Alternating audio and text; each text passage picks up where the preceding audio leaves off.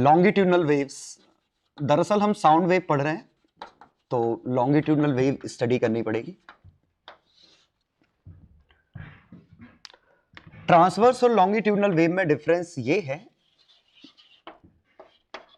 Transverse wave कुछ इस तरह, ये पार्टिकल्स जो कि यहां थे, ये पार्टिकल ऊपर और नीचे इस तरह ऑक्सीलेट कर रहे हैं, वेव इस डायरेक्शन में प्रोपेगेट कर रही है।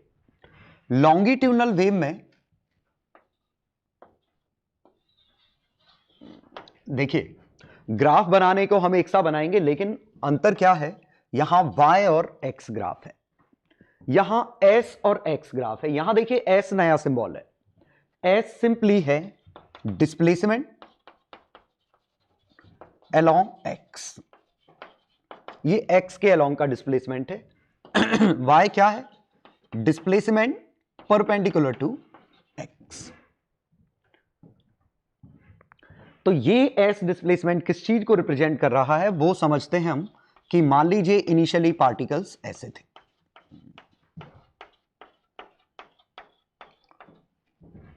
इसमें भी इनिशियली पार्टिकल ऐसे मान ले रहा हूं, ठीक है। अब अगर ये ट्रांसवर्स वेव होती तो ट्रांसवर्स वेव हमने मान लीजिए ऐसी वेव जनरेट की होती, तो ये वेव क्या कह रही है कि इसको ट्रांसवर्स डिस्प्लेसमेंट लेना है। कितना है, जो वेव ने कहा, वेव ने इससे कहा तुम इधर चले जाओ भाई, तो भेज देते हैं। ये पॉइंट इधर चला गया, ये पॉइंट इधर चला गया, इस इंस्टेंट पे ये इधर, ये इधर, ये यहां पे, ये मोशन कुछ इस तरह हो रही है, ठीक है। तो ये पार्टिकल ऊपर नीचे ऐसे ऑक्सीलेट कर रहे हैं, वेव आगे जा रही है, ये कुछ मोशन ऐसी हो रही है। तो ये बात हम कर चुके हैं, और इसी में हमने देखा था कि यहां पे स्ट्रेन मैक्सिमम आई, यहां स्ट्रेन 0 है, यहां स्ट्रेन 0 है, यहां स्ट्रेन मैक्सिमम है। और अगर ये ट्रैवलिंग वेव है तो ये वेव आगे की तरफ जाएगी और ये स्ट्रेन वाले पॉइंट बदलते रहेंगे। तो बस यहां क्या है, पार्टिकल का एक्स कोऑर्डिनेट फिक्स है, वाई बदल रहा है, लेकिन यहां पे जो डिस्प्लेसमेंट है वो उसी के पैरेलल है। मतलब ये पार्टिकल ऊपर नीचे नहीं हो रहा है, ये पार्टिकल दाएं बाएं हो रहा है। तो जैसे मान लीजिए इसमें अगर ये डिस्टरबेंस होता तो ये वाला पार्टिकल इतना ऊपर नहीं जा रहा है, इतना दाएं जा रहा है, तो ये वाला पार्टिकल दाएं चला गया, कितना, जितनी हाइट है उतना राइट, ये जितनी हाइट है उतना अपनी पोजीशन से राइट, ये राइट, ये राइट, लेकिन ये अपनी जगह है। क्यों, क्योंकि इसके पास डिस्प्लेसमेंट आया ही नहीं, ठीक है। ये वाला पार्टिकल नेगेटिव है तो ये वाला पार्टिकल आ गया होगा लेफ्ट, ये वाला पार्टिकल आ गया होगा लेफ्ट। तो ये फील करिए कि ये वाले पार्टिकल वो हैं जो अपने राइट साइड खिसक गए, ये वाले पार्टिकल ऊपर, लेकिन ऊपर डिस्प्लेसमेंट नहीं है, ये लॉन्गिट्यूडनल डायरेक्शन में डिस्प्लेसमेंट है, तो ये ऊपर ना जाके दाएं गए हैं। ये वाले पार्टिकल नेगेटिव डायरेक्शन में मूव कर रहे हैं, और नेगेटिव डायरेक्शन क्या हो गई अब ये, तो ये वाले पार्टिकल नीचे ना जाके लेफ्ट गए हैं। सोचो, तो ये वाला पॉइंट हमारा कंप्रेशन का जोन बन गया। क्यों, ये पूरे पार्टिकल इधर चले गए, ये वाले पार्टिकल इधर चले गए, तो यहां प्रेशर क्रिएट हो गया, हाई प्रेशर आ गया। और जरा इसी को आगे कंटिन्यू करते हैं। अब देखिए यहां, तो ये वाला पार्टिकल पॉजिटिव डायरेक्शन में जा रहे हैं, मतलब राइट, ये वाले नेगेटिव डायरेक्शन में जा रहे हैं नीचे, मतलब लेफ्ट। तो अब देखिए यहां के पार्टिकल इधर चले गए, यहां के पार्टिकल इधर चले गए, तो यहां पे एक गैप क्रिएट हो गया, तो यहां पे ये लो प्रेशर जोन आ गया। तो जो यहां स्ट्रेस और स्ट्रेन का काम कर रहा है, तो यहां क्या पार्टिकल के सेपरेशन यहां भी बदल रहे थे, यहां देखिए सेपरेशन ज्यादा हो गया था, यहां कम था, तो यहां रस्सी की, रोप की लेंथ ही बदल गई थी, पहले लेंथ ये थी, अब लेंथ ये थी, तो यहां वो स्ट्रेन एनर्जी स्टोर हो रही थी लॉन्गिट्यूडनल एक्सटेंशन के फॉर्म में, ठीक है, एक्सटेंशन के फॉर्म में, यहां एक्सटेंशन आया, यहां एक्सटेंशन आया, यहां नेचुरल लेंथ आई, ठीक है। लेकिन यहां पे वही चीज कैसे हो रही है कि ये पार्टिकल ऊपर और ये नीचे नहीं जा रहे हैं, ये दाएं और ये बाएं जा रहे हैं। नेगेटिव मतलब लेफ्ट, पॉजिटिव मतलब राइट। तो यहां ये दब गया, यहां नेगेटिव मतलब लेफ्ट, पॉजिटिव मतलब राइट, यहां ऐसे आ गया। तो अल्टरनेट कंप्रेशन और रेयर फ्रैक्शन डेवलप होगा। ठीक है। तो यहां पे स्नैपशॉट साइनसोइडल है, यहां स्नैपशॉट का कोई मीनिंग नहीं है। यहां स्नैपशॉट अगर लेते तो आपको कंप्रेशन रेयर फ्रैक्शन दिखाई देते। किसी भी इंस्टेंट पे स्नैपशॉट लेंगे तो यहां पे साइन वेव दिखेगी, लेकिन यहां आपको पार्टिकल पास पास और दूर दूर दिखेंगे। ठीक है, मतलब यहां पे स्नैपशॉट कैसे होगा कि अगर कंप्रेशन आ गया तो ये पार्टिकल आ गए पास। ठीक है, यहां बना के दिखाता हूं, ये कुछ ऐसे, और वहां पे रेयर फ्रैक्शन आया, फिर कंप्रेशन आया, तो ये कुछ इस तरह दिखेंगे। तो देखो ये कंप्रेशन, ये रेयर फ्रैक्शन, मतलब एक जगह प्रेशर बढ़ गया, एक जगह प्रेशर कम हो गया। अब देखिएगा, अगर यहां दब रहा है, प्रेशर बढ़ रहा है, तो हम किसी गैस को दबा रहे हैं, ये किसी लिक्विड में या गैस में मूव कर रहा है। ऑब्वियसली समझ में आ रहा है कि ये लिक्विड और गैस में कंप्रेशन और रेयर फ्रैक्शन क्रिएट करना बहुत आसान है। ऐसा नहीं कि सॉलिड में इंपॉसिबल है, सॉलिड में भी चीजें दबती हैं और खिंचती हैं। ठीक है, तो आप ये समझिए कि जहां पे पार्टिकल पास पास आ गए वहां पे वॉल्यूमेट्रिक स्ट्रेन आ गई, कंप्रेशन आ गया। पार्टिकल दूर दूर आ गए, वहां रेयर फ्रैक्शन आ गया, प्रेशर लो हो गया, ये भी वॉल्यूमेट्रिक स्ट्रेन है। ठीक है, तो यहां लॉन्गिट्यूडनल स्ट्रेन डेवलप होती है, यहां वॉल्यूमेट्रिक स्ट्रेन डेवलप होती है इसके केस में। ठीक है, और कौन सा पार्टिकल कहां जा रहा है यह समझने के लिए, जैसे ये अगर सी से इधर गया तो ये वाला पॉइंट ऊपर जा रहा है, ये वाला पॉइंट सबसे ज्यादा स्पीड से ऊपर जा रहा है, ये कुछ कम स्पीड है, ये रेस्ट पे है, ये वाला पार्टिकल नीचे, ये ऐसा। इसमें अगर ये डिस्टरबेंस इधर जा रहा होता तो बस अंतर क्या आता कि ये जो पार्टिकल है, ये पार्टिकल ट्रांसवर्स वेव के हिसाब से ऊपर जाएगा, लेकिन ऊपर नहीं, ये राइट जा रहा है, ये पूरा हिस्सा राइट जा रहा है। ठीक है, ये वाला पार्टिकल और तेज राइट, मतलब जो अप आ रहा था उसकी जगह राइट आएगा। ये वाला पार्टिकल इसके हिसाब से अगर ये ट्रांसवर्स होती तो इसको बगल का डिस्टरबेंस लेना होता, नीचे जाता, लेकिन नीचे मतलब लेफ्ट, ये वाला पार्टिकल लेफ्ट। तो समझिएगा, इसमें पार्टिकल ऊपर नीचे हो रहे हैं, इसमें पार्टिकल आगे पीछे हो रहे हैं। ठीक है, और ऊपर मतलब दाएं, नीचे मतलब बाएं। राइट वर्ड को पॉजिटिव माना, यहां अप को पॉजिटिव माना, डाउन को नेगेटिव, लेफ्ट को नेगेटिव। तो ये इस तरीके से ट्रांसवर्स और लॉन्गिट्यूडनल वेव का मोशन है। Equation of travelling longitudinal wave. Longitudinal या मैं सीधे साउंड वेव ही कह देता हूं। अब इसको समझने के लिए हम ऐसे देखते हैं कि ये हमारा मान लीजिए स्पीकर है, या आप इसको ट्यूनिंग फॉर्क भी समझ सकते हैं, ये ट्यूनिंग फॉर्क है।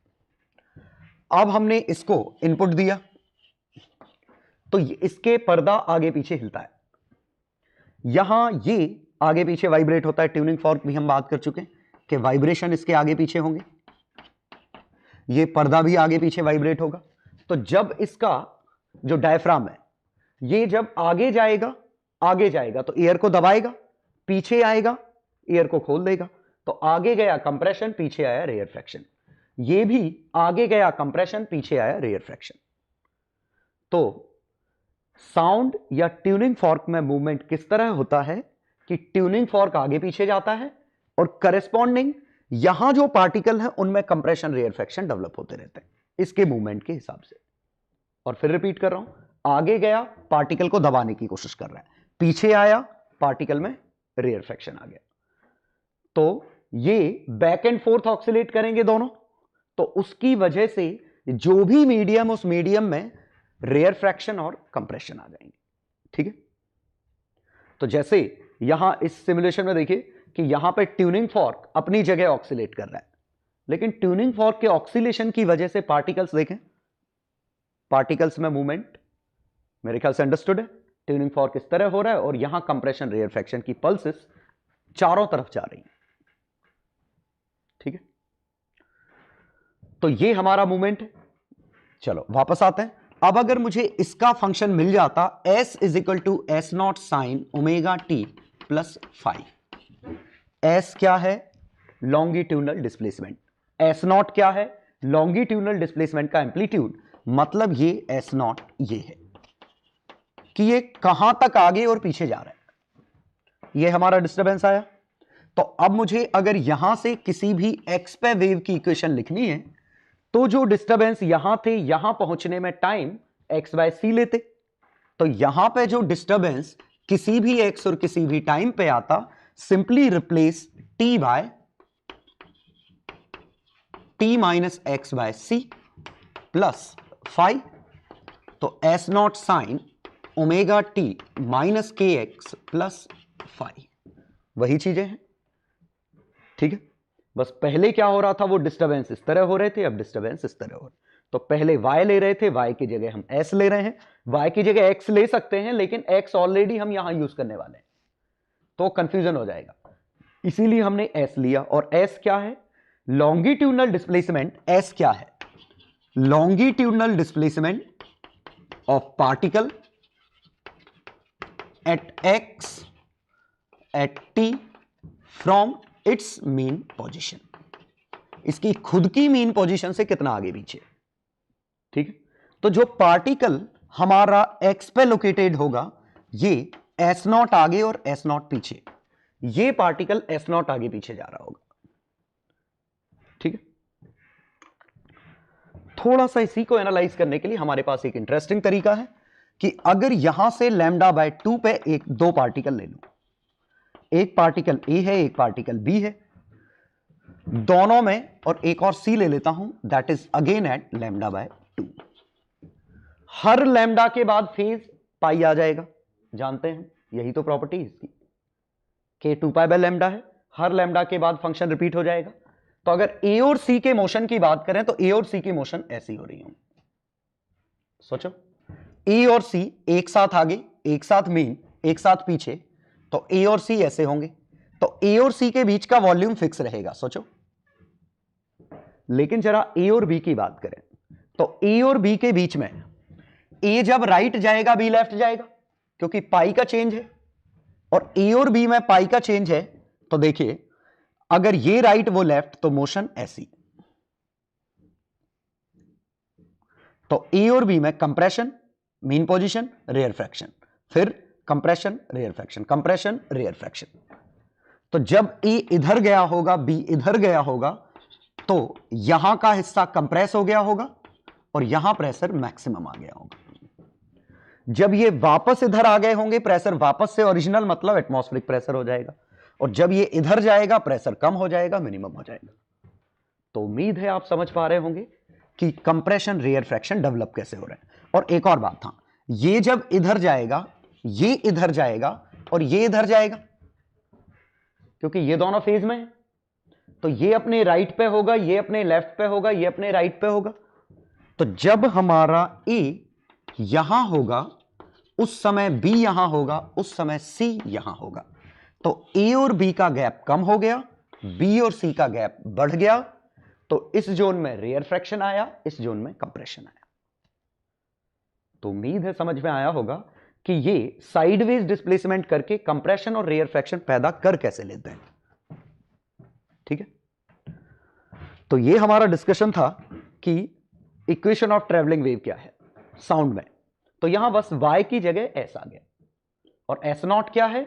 लॉन्गिट्यूडनल एम्पलीट्यूड, कि कितना आगे जा रहा है, कितना पीछे जा रहा है, एटसेट्रा। ठीक है, तो इतना हमने किया है, तो अब बहुत इंपॉर्टेंट डिस्कशन भी कर ही लेते हैं, प्रेशर वेरिएशन इन साउंड। क्योंकि देखिए, प्रेशर भी लगातार बदल रहा है, कहीं कंप्रेशन, कहीं rarefaction, compression, rarefaction. तो प्रेशर किस तरीके से वेरी कर रहा है, ये और हम सीख लेते हैं इसमें कि प्रेशर का वेरिएशन कैसे है। ठीक है, तो उसके लिए मैं ये मिटा रहा हूं। तो हम प्रेशर, किसी भी x पॉइंट पे प्रेशर देखें, तो ये x है, ये मैं डेल्टा x ले रहा हूं, ठीक है। तो ये हमारा एक पॉइंट था P, ये हमारा पॉइंट था Q। हम यहां प्रेशर की बात कर रहे हैं, तो ये जितना आगे जाएगा ये उतना आगे जाएगा, ये जरूरी नहीं, क्योंकि दोनों में फेज डिफरेंस है। तो अगर ये किसी भी समय इसका डिस्प्लेसमेंट s है, इसका s डैश है, तो इसको x लिखूं, इसको x प्लस डेल्टा x लिखूं। ये sx मतलब disturbance of particle at x, disturbance of particle at x plus delta x। Initially length delta x थी, अगर ये दोनों डिस्टर्बेंस बराबर होते तो ये इनके बीच का गैप कांस्टेंट रहता, लेकिन sx और sx प्लस डेल्टा x ये बराबर तो है नहीं, क्योंकि किसी भी समय पे x हम लिख चुके हैं, अभी हमने डिराइव किया था, ओमेगा टी माइनस के एक्स प्लस फाई, ये हमने डिराइव किया था। तो अब इन दोनों के बीच का जो गैप है, तो इसी को मैं क्या लिख रहा हूं इसमें कि इस हिस्से में चेंज इन, देखिए अब मैं क्या लिख रहा हूं, change in separation of P and Q at T। तो चेंज इन सेपरेशन कितना आया, s x plus delta x minus s x. ये सोचो, ये कितना खिसका, ये कितना खिसका, उन दोनों के बीच का डिफरेंस चेंज इन सेपरेशन है, ठीक है। अब जरा ये समझिए कि ये पूरे रीजन के लिए ऐसा होगा, क्योंकि पार्टिकल तो पूरे स्पेस में फैले हैं, तो ये सिर्फ इन दो पॉइंट के बीच में नहीं है, ये पूरी लेयर, इस लेयर और इस लेयर के बीच का गैप है। तो अगर मान लीजिए जो साउंड हमारा मूव कर रहा है, मान लेते हैं साउंड इस एरिया में मूव कर रहा है,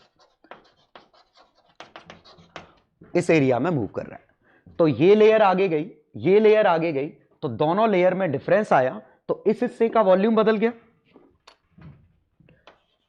तो change in volume in region PQ is equal to A times, ये इस रीजन का वॉल्यूम कितना चेंज हो गया वो लिखा है। तो अगर मैं यहां वॉल्यूमेट्रिक स्ट्रेन लिखूं, वॉल्यूमेट्रिक स्ट्रेन ये होता है change in volume upon original volume.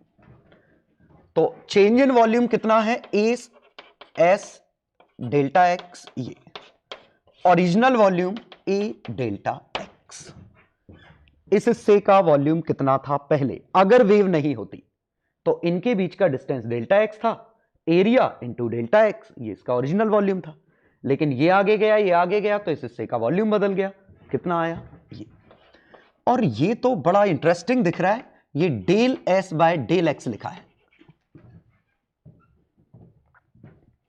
Area से एरिया कट गया, s x plus delta x minus s x by delta x, और ये f of x plus d x minus f of x by d x, अगर delta x काफी छोटा है तो del s by del x at x, ये volumetric strain है।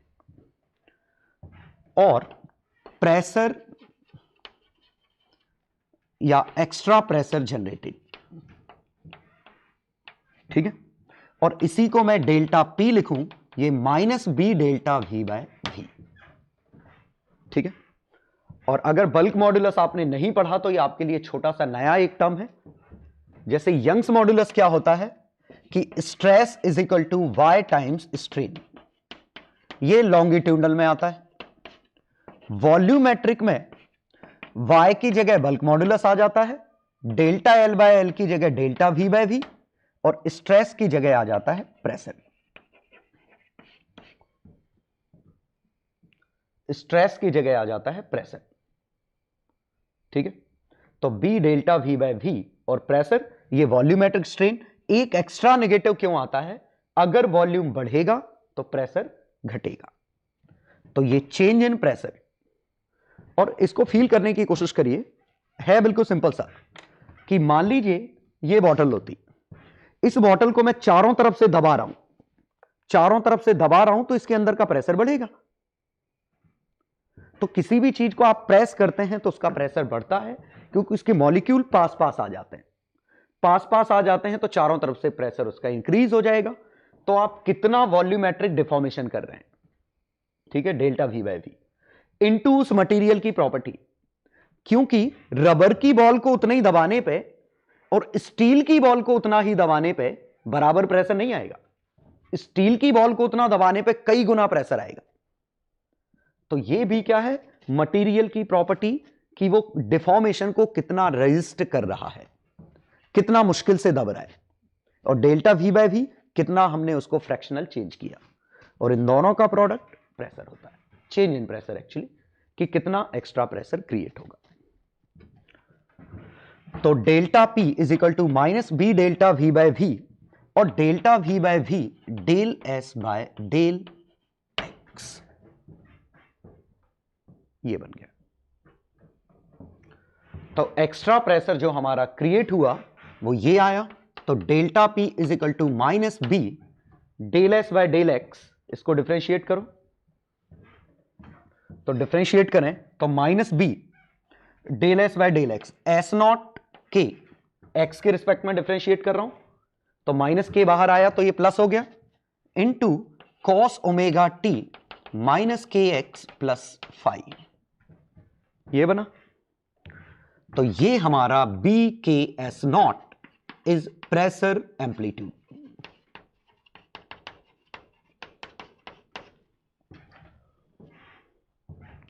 This is our pressure amplitude. और खास बात नोट करिए कि डिस्प्लेसमेंट का ग्राफ साइन का है तो प्रेशर का ग्राफ कॉस का है, मतलब इन दोनों में पाई बाय 2 का डिफरेंस है। और ये प्रेशर नहीं है, एक्सिस प्रेशर, क्योंकि रेयर फ्रैक्शन पे प्रेशर 0 नहीं है, मिनिमम है, कंप्रेशन पे प्रेशर मैक्सिमम है। तो ये डेल्टा पी क्या है, प्रेशर का वेरिएशन। एटमॉस्फेरिक प्रेशर, अगर ये वेव नहीं होती तो हर जगह प्रेशर एटमॉस्फेरिक आता। इस वेव ने एक जगह का प्रेशर बढ़ा दिया, एक जगह का प्रेशर गिरा दिया। तो जहां प्रेशर बढ़ाया वहां डेल्टा पी नॉट ये पॉजिटिव आएगा, जहां घटाया वहां नेगेटिव आएगा, ठीक है। तो कंप्रेशन पे प्रेशर, ये फील करिएगा, कंप्रेशन पे प्रेशर है P atmospheric plus delta P naught. Rarefaction पे P atmospheric minus delta P naught, ये आते, ठीक है। और डेल्टा पी नॉट क्या है, प्रेशर एम्पलीट्यूड, कि प्रेशर में चेंज कितना आया, और वो किस पे डिपेंड किया, बल्क मॉड्यूलस, डिस्प्लेसमेंट एम्पलीट्यूड और के, तीनों पे, ठीक है। तो मैं ये फॉर्मूला रिकमेंड करने की बजाय सीधे मैं आपसे ये कह रहा हूं कि आप ये समझिए कि एक्सिस प्रेशर ये है। तो delta p is equal to minus b delta v by v, और डेल्टा वी बाय वी क्या है, del s by del x. S में कितना चेंज है, एक्स में कितना चेंज है, इन दोनों का रेशियो वॉल्यूमेट्रिक स्ट्रेन है, बल्क मॉड्यूलस मल्टीप्लाई कर दो तो प्रेशर आ जाएगा। और प्रेशर एम्पलीट्यूड आया बी के एस नॉट, ठीक है। तो इनिशियली शायद अगर आपने बल्क मॉड्यूलस नहीं पढ़ा तो बिट आपको डिफिकल्टी हो सकती है इसको डाइजेस्ट करने में, ठीक है।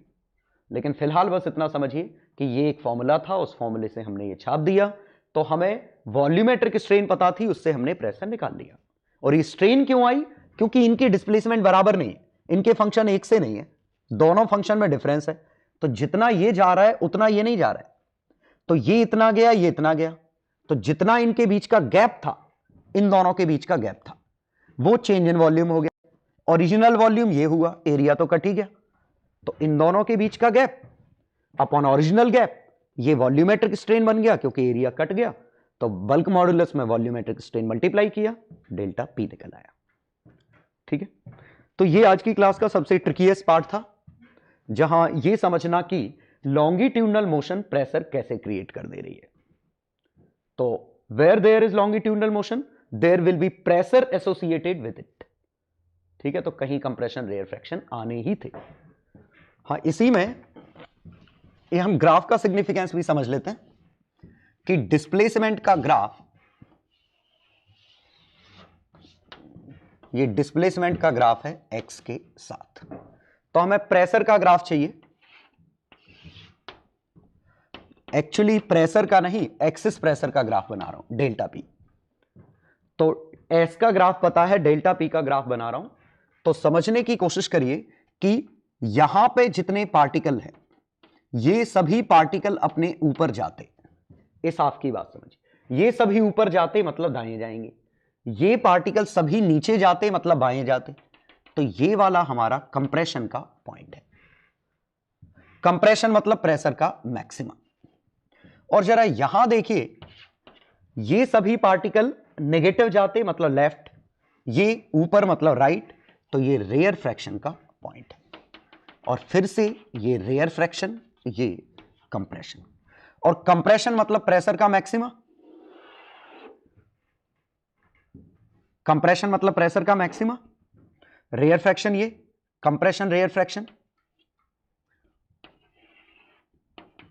Rare fraction minima, compression maxima. और इसकी ये हाइट कितनी हुई, बी के एस नॉट। और जरा देखिए, ये साइन का कर्व है तो ये कॉस का कर्व है, रियलिटी ये है कि माइनस कॉस का कर्व है, क्योंकि ये अगर एस है तो del s by del x, s ये है तो del s by del x cos theta होता है, एस अगर साइन थीटा होता तो, ये अगर साइन थीटा है तो इसका डेरिवेटिव कॉस थीटा है, एक्स मान लो। लेकिन ये कॉस एक्स का ग्राफ नहीं है, माइनस कॉस एक्स का ग्राफ है, क्योंकि कॉस का तो ये ऊपर होता, इसीलिए तो डेल्टा पी की value minus b del s by del x है। ठीक है, तो ये कंप्रेशन रेयर फ्रैक्शन आप सीधे सोच पा रहे थे, आप पहले से भी अंदाज लग रहा था कि ये साइन है तो ये कॉस टाइप का बनेगा। ठीक है, क्योंकि कंप्रेशन रेयर फ्रैक्शन हम ऑलरेडी अंदाज लगा पा रहे थे। ठीक है, तो डिस्प्लेसमेंट वेव और प्रेशर वेव में π/2 का डिफरेंस है। ठीक है, अब π/2 कौन लीड कर रहा है, तो सिंपल सी बात है, वो आपको सोचना पड़ेगा कि वो π/2 लेना है कि -π/2 लेना है। ठीक है, या 3π/2 एक ही बात है। तो आप इस फॉर्मूले से इस चीज को याद रख सकते हैं। और मैं हमेशा ऐसे ही सोचता हूं, -b delta v by v, या आपको याद रहेगा ही, डेल्टा v बाय वी है तो a del s, a del x, a cut गया तो ये डेल्टा v बाय वी, इस तरीके से याद रहेगा। क्लियर? तो ये पहली चीज तो हमें समझ में आ गई कि इक्वेशन ऑफ ट्रैवलिंग वेव में प्रेशर कैसे क्रिएट होता है और कहां पे प्रेशर कितना आएगा। तो रियलिटी ये है कि यहां पे जो प्रेशर है वो P atmospheric plus B k s not है, यहां पे जो प्रेशर है वो P atmospheric minus B k s not. और ये बी के एस नॉट काफी छोटी वैल्यू होगी एटमॉस्फेरिक के मुकाबले, बहुत बड़ी वैल्यू नहीं निकलने वाली। ठीक, तो एक न्यूमेरिकल से हम देखेंगे तो आपको और अच्छे से क्लियर हो जाएगा। तो ये पहला पार्ट हमने डिस्कस कर लिया। तो एक फॉर्मूला आपको याद करने के लिए ये हो गया। तो एक एग्जांपल देखते हैं, a tuning fork of frequency 600 hertz is oscillating such that its prongs are vibrating with amplitude 1 millimetre. 1 millimetre के एम्पलीट्यूड पे उसके ट्यूनिंग फॉर्क के प्रोंग्स वाइब्रेट कर रहे हैं। Speed of sound in air 300 metre per second, 340 होती है, calculation के लिए हमने 300 ले लिया। Assuming speed of sound 300 metre per second,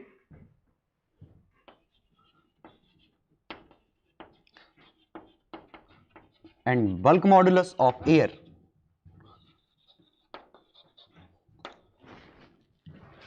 as 1.5 into 10 पे 5 न्यूटन पर मीटर स्क्वायर। ये बल्क मॉड्यूलस हम मान लें। Fine,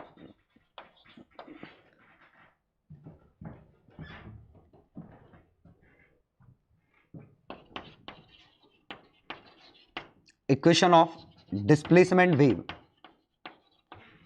at x distance from prong।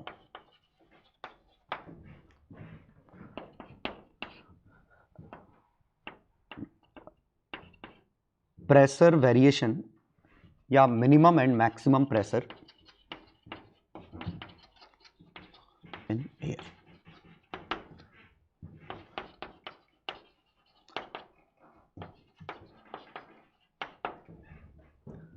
P atmospheric, 1 atmosphere।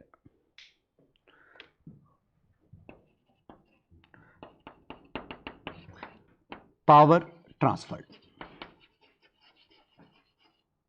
या इंटेंसिटी ट्रांसफर्ड,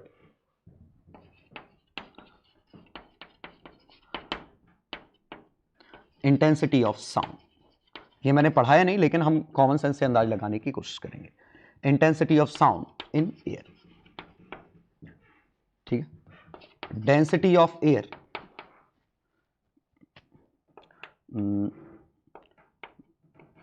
20 ग्राम पर मीटर क्यूब, ये ले लिया हमने, ठीक है। चलो अब देखते हैं, रफली प्रैक्टिकल डेटा है, बहुत बड़ा वेरिएशन नहीं है प्रैक्टिकल डेटा से। अब देखते हैं tuning fork of frequency 600 hertz. तो ये हमें क्या पता चला कि ट्यूनिंग फॉर्क ये 600 हर्ट्ज से ऑक्सीलेट कर रहा है और इसका एम्पलीट्यूड क्वेश्चन में 1 mm दिया है। तो अगर इसके प्रोंग्स का डिस्टरबेंस लिखते तो 1 mm एम्पलीट्यूड होता, sine of omega 600 1200 pi t. चूंकि फेज नहीं गिवन है तो फेज फाई आएगा, क्योंकि इनिशियली नहीं गिवन कि प्रोंग अपनी मीन पोजीशन पे है कि एक्सट्रीम पे है कि नेगेटिव एक्सट्रीम पे है, कहां है, इसीलिए हमने फाई लिखा। लेकिन अब ये डिस्टरबेंस जा रहे हैं 300 की स्पीड से, तो किसी भी एक्स पे डिस्टरबेंस लिखना है तो एस की वैल्यू 1 mm साइन, तो पहले का सीधे आंसर ही मिल गया। तो पहले का आंसर आया 1 mm sine of omega 1200 pi T minus x by c, t minus x by 300, और एक्स हमारा मीटर्स में तभी क्योंकि 300 मीटर पर सेकेंड में, एक्स बाय सी प्लस 5, और ये 300 अगर इधर देखें तो 4x बनेगा, तो 4 पाई एक्स प्लस 5।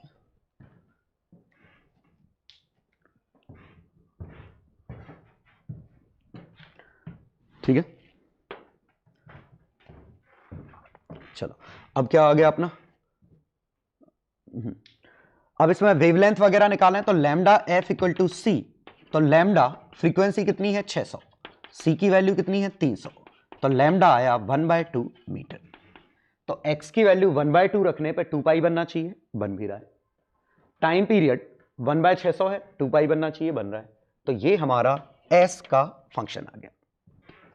अब हमें प्रेशर का फंक्शन लिखना है, तो प्रेशर के फंक्शन के लिए -b del s by del x, तो इसका x के रिस्पेक्ट में डिफरेंशिएट करते ये माइनस और ये माइनस कट जाता, बल्क मॉड्यूलस, तो bulk modulus into del s, derivative करते एक 4 पाई बाहर आता, एक 1 mm यहां रहता, और साइन की जगह कॉस आ जाता, और ये as it is copy paste, ये फंक्शन आ जाता।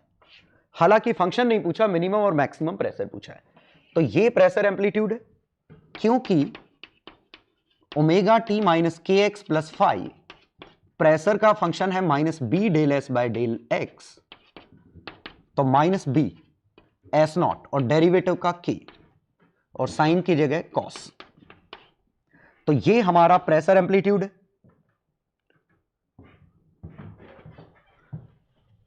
तो प्रेशर एम्पलीट्यूड, इसका मतलब डेल्टा पी की maximum value is B k s not, bulk modulus 1.5 into 10 पे 15, 10 पे 5 सॉरी, के प्रोपेगेशन कांस्टेंट यही 4 पाई है, और x मीटर में है तो 4 पाई पर मीटर है, पर मीटर मतलब ऐसा यूनिट, एस नॉट 1 मिलीमीटर मतलब 10 पे -3, ठीक है। तो ये 6 पाई इंटू 10 पे 2 न्यूटन पर मीटर स्क्वायर, ये प्रेशर की मैक्सिमम और मिनिमम वैल्यू है। मतलब हर जगह पहले 1 एटमॉस्फेयर था, अब कहीं पे बढ़ के इतना हो गया, कहीं पे इतना ही घट जाएगा। तो मैक्सिमम और मिनिमम प्रेशर कितना होगा, तो सेकंड का आंसर P मैक्स 1 एटमॉस्फेयर 10 पे 5 प्लस कितना जुड़ा 6 पाई इंटू 10 पे 2, और मिनिमम कितना आया 10 पे 5 माइनस 6 पाई इंटू 10 पे 2।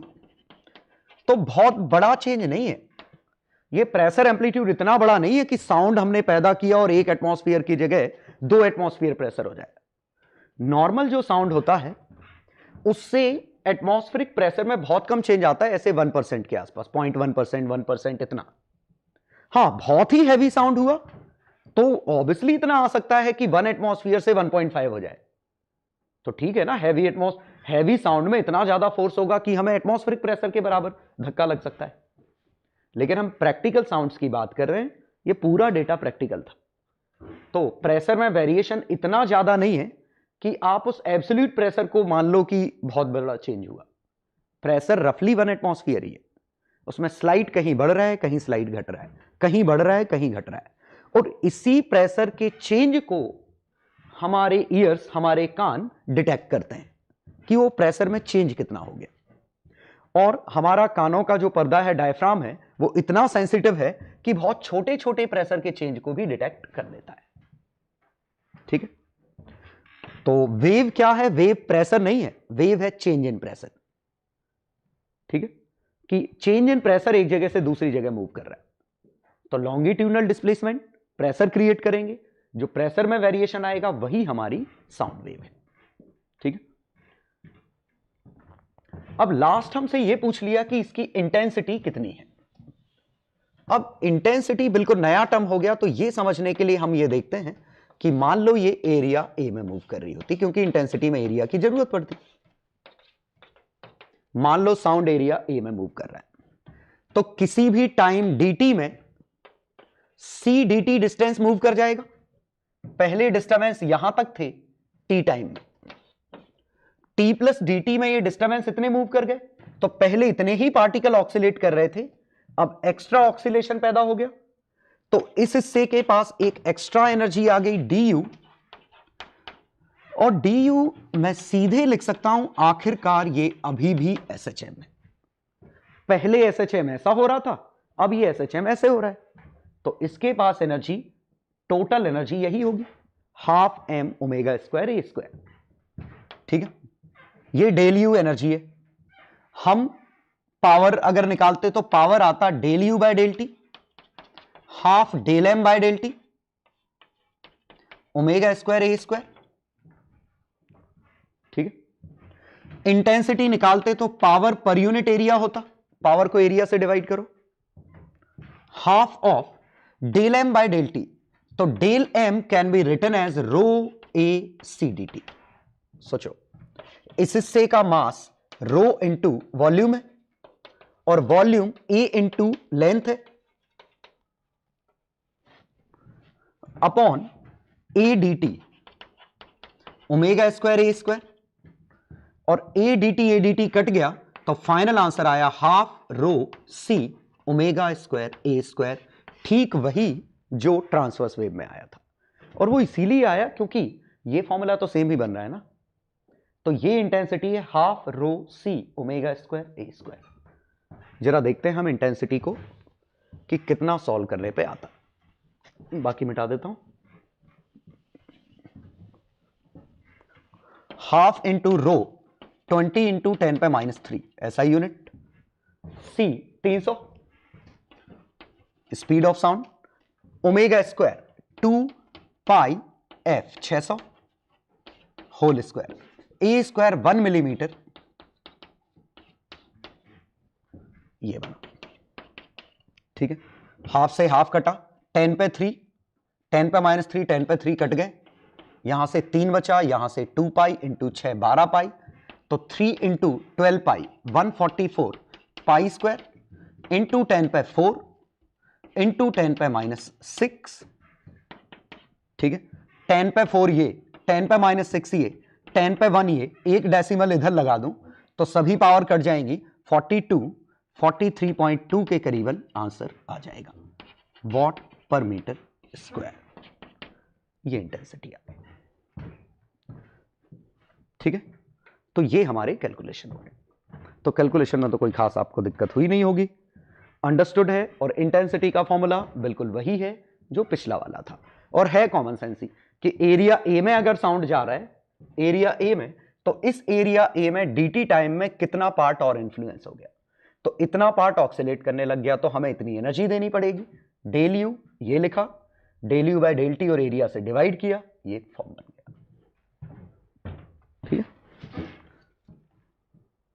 और इंटेंसिटी हमेशा ही पावर पर यूनिट एरिया है। चलो तो दो क्वेश्चन है।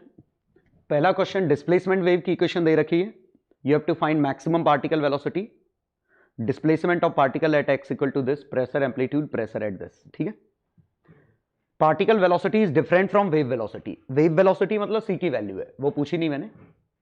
Illustration 46, a sound wave of lambda 40 centimetre travels in air, difference between maximum and minimum pressure 2 × 10⁻³ है। You have to find amplitude of vibration of particles, कि पार्टिकल्स का एम्पलीट्यूड कितना रहेगा, बल्क मॉडुलस गिवन है।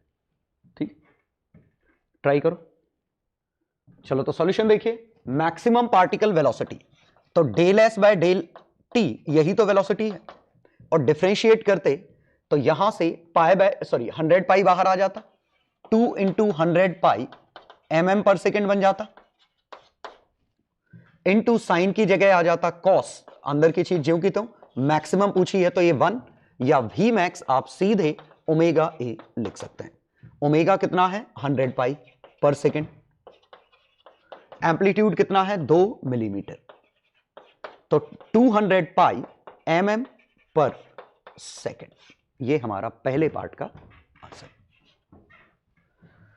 Second, displacement of particle at x equal to 200 at t equal to 1। महाफर जी displacement ही तो ये लिखा है, तो सिंपली x की वैल्यू 200 और t की वैल्यू 1, t की वैल्यू 1 छापेंगे तो 2 sin 100 पाई बनेगा, t की वैल्यू 1 छापेंगे, छाप दिया, 200 छापेंगे तो 2 pi by 3, centimetre centimetre cut गए, प्लस पाई बाय 3, और ये 100 पाई तो इवन पाई है, हट जाएगा, ये माइनस पाई बाय 3 बना, तो -2 sin पाई बाय 3 बन गया, -√3 mm। तो सेकंड का आंसर आया -√3 मिलीमीटर। मींस अपनी मीन पोजीशन से √3 millimetre left of mean position, क्योंकि नेगेटिव ये सजेस्ट कर रहा है कि लेफ्ट है, पॉजिटिव में हम राइट मानते हैं। ट्रांसवर्स होती तो ये बिलो आता, बिलो या अप आता, वाई डायरेक्शन में होता। चलो प्रेशर एम्पलीट्यूड, प्रेशर, लेकिन अगले में प्रेशर एट पॉइंट भी पूछ लिया है तो हमें पी का फंक्शन निकालना पड़ेगा, -b डेल एस बाय, बहुत बढ़िया, मैंने बल्क मॉड्यूलस नहीं दिया, del s by del x, तो मैं लिख दूंगा इसमें, तो यूज बल्क मॉड्यूलस 1.5 × 10⁵ न्यूटन पर मीटर स्क्वायर, तो -b, तो 1.5 × 10⁵, del s by del x 2 millimetre, ये पाई बाय 300 ये, तो 2 × 10⁻³ into pi by 300, pi by 300, लेकिन पाई बाय 300 पर सेंटीमीटर है, हमें ऐसा यूनिट चाहिए, पाई बाय 300 पर सेंटीमीटर, तो अपॉन सेंटीमीटर आता, तो सेंटीमीटर को मीटर में कन्वर्ट करते, ये नीचे सेंटीमीटर, तो 10⁻² और आ जाता, इनटू साइन की जगह कॉस, ये 100 pi T minus pi x by 300 plus pi by 3, ये फंक्शन है, तो ये हमारा एम्पलीट्यूड बन गया। तो प्रेशर का फंक्शन बना, एम्पलीट्यूड देखते हैं कितना है, 0 0 ये कट गया, पाई बाय 3, 2/3 3 3 कट गया, 100 pi cos of 100 pi T minus pi x by 300 plus pi by 3, ये तो फंक्शन आया। तो प्रेशर एम्पलीट्यूड पूछा है तो एम्पलीट्यूड तो ये हो गया, तो इसका आंसर हो गया 100 पाई न्यूटन पर मीटर स्क्वायर।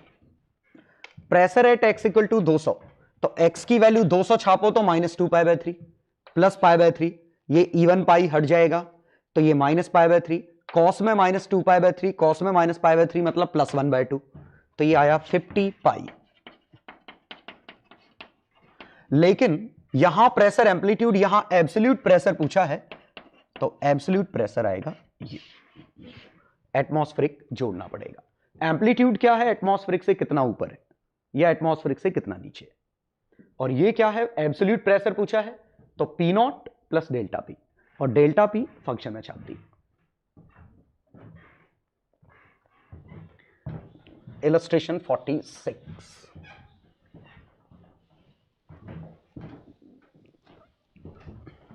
है straightforward. Difference between maximum and minimum pressure, तो डेल्टा पी, तो पी मैक्स कितना है, P naught plus delta P, P min कितना है, P naught minus delta P. इन दोनों का डिफरेंस 2 डेल्टा पी, मतलब 2 बी के एस नॉट,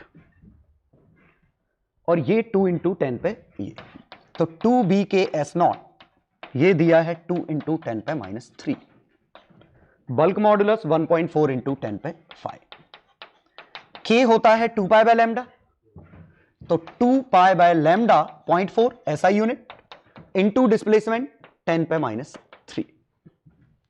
ठीक है, तो बी के एस नॉट, के कितना है 40 सेंटीमीटर, तो 0.4 एस नॉट, तो एस नॉट आंसर आ जाएगा मीटर में। एस नॉट की वैल्यू आएगी 4, ये 4 इधर गया, 1.4 28, 4 बाय 28 पाई इंटू 10 पे माइनस 8 मीटर। ठीक है, तो पाई को 22/7 लिख लें, वैसे कुछ खा, ठीक है, ये कट गया, तो 1/22 इंटू 10 पे माइनस 8 मीटर, ये आया एम्पलीट्यूड, जो कि काफी छोटी वैल्यू है और सही बात है, एंगस्ट्रॉन के ऑर्डर का आंसर है।